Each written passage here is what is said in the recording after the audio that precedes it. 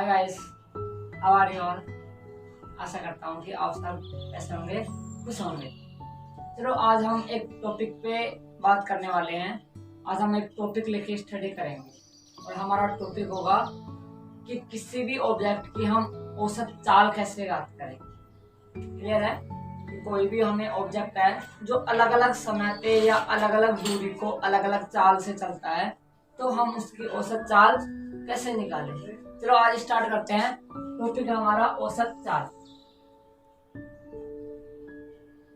औसत चाल क्यों जरूरत होती है, औसत चाल की क्यों निकालना जरूरी होता है। क्लियर है। जैसे मान लो कि कोई वस्तु है, वो कभी भी एक समान वेग से लगातार नहीं चलती है। कभी उसकी वेलोसिटी 0 हो जाती है, कभी इंक्रीज हो जाती है। ठीक है, तो हम उन सबका, हमें कोई पूछे कि आप कितनी स्पीड से आ रहे हो, तो हमें उन सबका क्या लेना पड़ता है, एवरेज लेना पड़ता है। एग्जाम्पल देता हूँ, जैसे हम हमारी परसेंटेज बताते हैं, तो देखो हर सब्जेक्ट में हमारे अलग अलग नंबर्स होते हैं। किसी में हो सकता है 100/100 हो, 100 में से 100 भी आ सकते हैं, और किसी में 50 भी आते हैं, और किसी में 60 आते हैं, और किसी में 75 भी आ सकते हैं।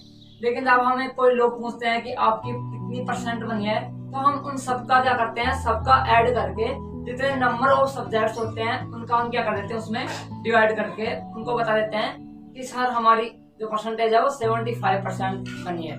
लेकिन क्या वो सभी सब्जेक्ट में हमने 75% नंबर लिया है? नहीं, ऐसा नहीं होता। हमारे जो सब्जेक्ट्स हैं उनमें अलग अलग नंबर्स हैं। अगर हमें अलग अलग सब्जेक्ट्स की कोई परसेंट पूछे, तो हो सकता है किसी की 100%, किसी में 90%, किसी में 50% हो, लेकिन हम उनका एवरेज निकाल के लोगों को शेयर कर देते हैं, उससे बताने में हमें आसानी होती है।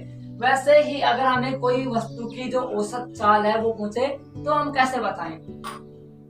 तो देखो औसत चाल जो होती है वो हम क्या करेंगे, किसी भी वस्तु के द्वारा तय की गई कुल दूरी है, उसमें उस वस्तु के द्वारा लिया गया जो कुल समय है उस यात्रा के दौरान।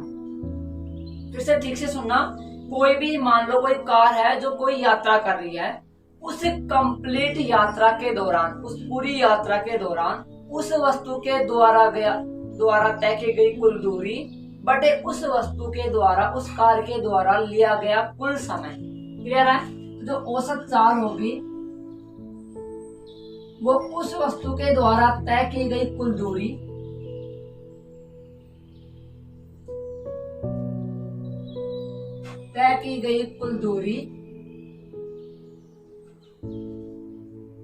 बटे उस वस्तु के द्वारा लिया गया कुल समय।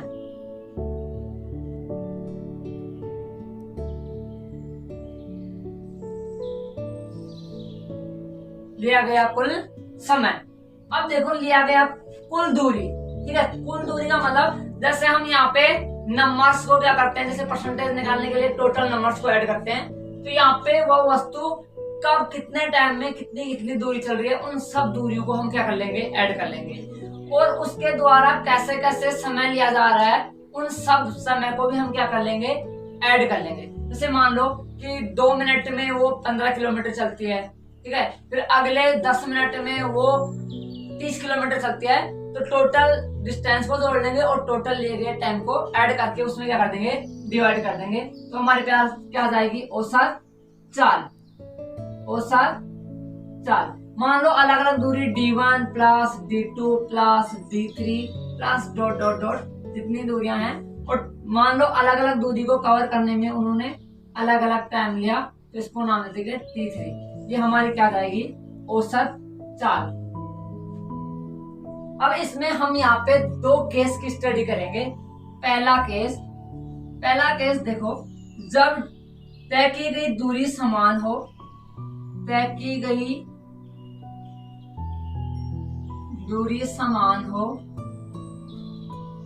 लेकिन लिया गया समय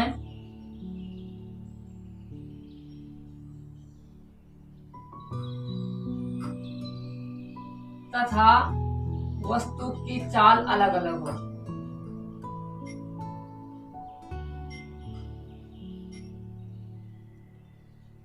वस्तु की चाल अलग अलग हो। ये कैसे, देखो कैसे, मान लो एक ये पॉइंट है ए और यहाँ से ये वस्तु चलना स्टार्ट की और एक पॉइंट है बी और एक पॉइंट है सी, और हम कह रहे हैं कि तय की गई दूरी क्या हो, समान। मान लो यहाँ से यहाँ तक की दूरी है डी और यहाँ से यहाँ तक की दूरी भी कितनी है, डी। दूरी समान है, लेकिन हम मान रहे हैं कि उसके द्वारा लिया गया समय जो है वो अलग अलग है। मान लो ए से बी तक जाने में t1 समय लेता है और बी से सी तक जाने में t2 समय लेता है। अब मान लो देखो यहाँ पे दूरी उतनी कवर कर रहा है लेकिन समय अलग ले रहा है, इसका मतलब यहाँ पे चाल अलग होगी, इसको मान लिया हमने u।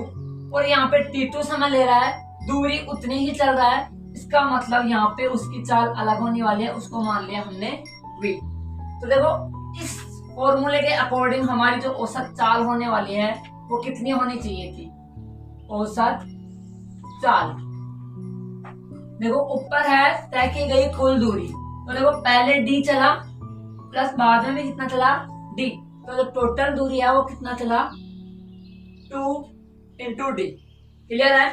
फिर लिया गया कुल समय, तो देखो यहाँ से यहाँ जाने तक t1 समय लिया प्लस यहाँ से यहाँ जाने में कितना लिया t2 समय। तो यहाँ पे इसको पुट अप कर देते हैं, आगे सोल्व करते हैं। अब यहाँ से देखो एक और चीज सामने आ रही है कि जो t1 का वैल्यू है, इसका t1 का वैल्यू वो देखो कितना होता है d/u। हमें पता है समय बराबर होता है दूरी बटे चाल, समय बराबर दूरी बटे चाल, तो एक इक्वेशन ये आ गया। और सेकंड t2 का वैल्यू कितना आएगा d/v। क्लियर है। इन दोनों इक्वेशन का मान कहाँ रख देंगे, यहाँ t1 और t2 का मान रखने पर देखो 2d, t1 का वैल्यू d/u, यहाँ रख देता हूं मैं d/u प्लस t2 का वैल्यू d/v। दोनों का एलसीएम ले लो 2d, यहाँ से देखो पहले तो d कॉमन ले लो बाहर, तो आ गया 1/u प्लस 1/v। क्लियर है। d से d क्या हो गया, कैंसिल आउट। अब दोनों का एलसीएम ले लो, तो एलसीएम लेंगे तो क्या आ जाएगा हमारे पास u एंड v। क्लियर है, u × v।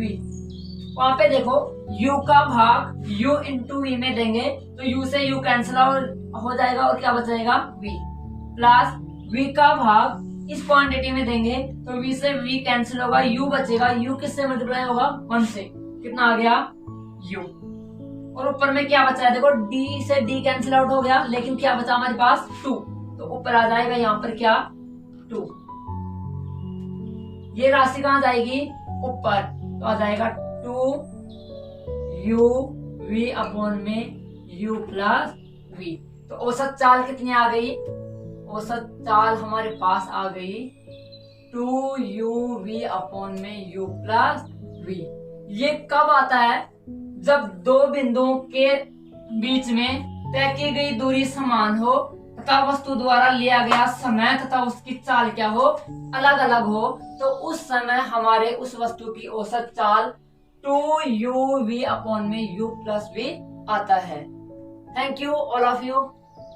आशा करता हूँ कि ये वीडियो आपको पसंद आया होगा, तो हमारे चैनल को सब्सक्राइब करें और ज्यादा से ज्यादा लोगों तक शेयर करें और बेल आइकन को अवश्य प्रेस कर दें ताकि आगे आने वाला वीडियो आप तक सबसे पहले